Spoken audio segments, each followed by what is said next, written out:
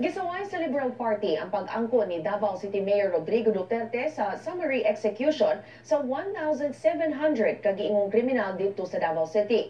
Nakatuaw si House Speaker ug LP General Campaign Manager Feliciano Belmonte nga basig gituyo ni Duterte pagpatay og tawo aron kini musikat. Ang spokesperson sa LP, Barry Gutierrez, midason nga bakikaw alang sa usa ka kandidato kinsa moangkon nga usa ka killer.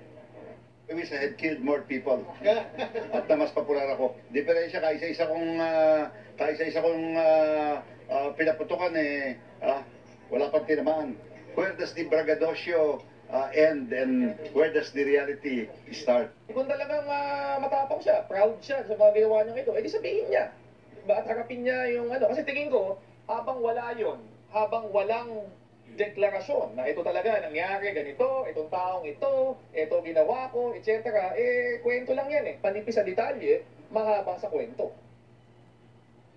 Ang Department of Justice miingon nga mamahimo nilang imbestigahan ang summary killings na giingong gimando ni Duterte. Nanawagan ang Commission on Human Rights alang sa proper investigation kalabot ni ini.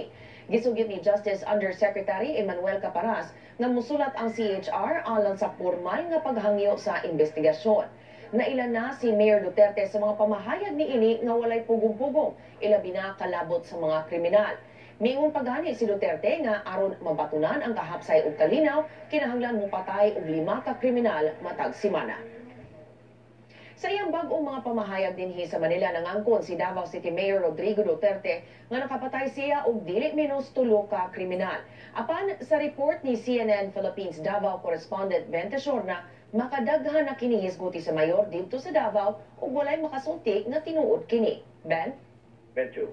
Dili bago alam namo di sa Davao City ang pamahayag sa mayor nga nakapatay siya og kriminal. Gani nahimo na kining kabahin sa mga pagpulong sa mayor atol sa mga nangaging pinili ay dinhi sa syudad. Walay nang makapamatuod sa pangangkon sa mayor nga may patay kini sa usa ka grupo sa kidnappers kinsa milugo sa ilang biktima. Doon sa istorya kaniadto nga gitukod sa mayor gikan sa helicopter ang usa ka kriminal. Diha sa istorya si Duterte nga iyang gipaligsan sa sakyanan ang usa ka kriminal hangtod kini namatay. Apan kining tanan tulo storya lang ug wala gay makapamatuod nga mismo nangunay si Mayor Duterte paghuno sa kinabuhi sa mga giingong kriminal. Hinuon igo lang kining nakapahadlok sa katawhan din sa syudad, ilabi na niadto mga daotang elemento. Gilambigit hinuon si Mayor Duterte ngadto sa giingong Davao Death Squad nga giimbestiga na sa Commission on Human Rights ug sa National Bureau of Investigation. Medyo Daghang salamat Ben Tesorna reporting gikan Davao City. Dito sa Dumaguete